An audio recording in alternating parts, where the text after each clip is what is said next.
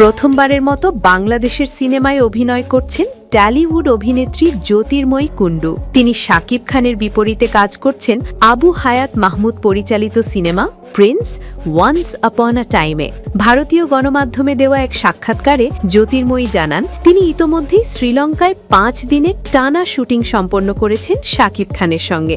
মূলত সিনেমাটির শুটিং হওয়ার কথা ছিল ভারতে, কিন্তু ভিসাজনিত জটিলতার কারণে প্রযোজনা প্রতিষ্ঠান ক্রিয়েটিভ ল্যান্ড ফিল্মস লোকেশন পরিবর্তন করে শ্রীলঙ্কা বেছে নেয়।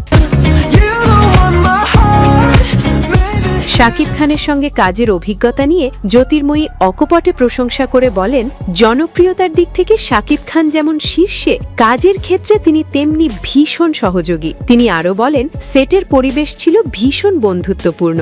নতুন শিল্পী হওয়া সত্ত্বেও কেউ তাকে আলাদা চোখে দেখেননি।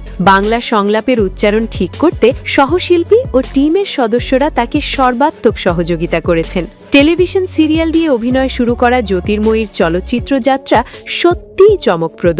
প্রথম সিনেমায় দেব আর দ্বিতীয় সিনেমায় শাকিব খান, এটিকে তিনি নিজের জীবনের বড় প্রাপ্তি বলেই মনে করছেন।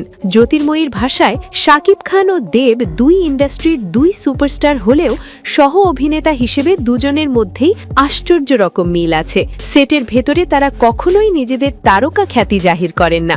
90-এর দশকের পটভূমিতে নির্মিত এই সিনেমায় শাকিব খানকে দেখা যাবে একজন গ্যাংস্টার চরিত্রে। এই সিনেমায় আরও অভিনয় করছেন তাসনিয়া ফারিন, নাসির উদ্দিন খান, এজাজুল ইসলাম, ইন্তেখাব দিনার সহ আরও অনেক পরিচিত মুখ।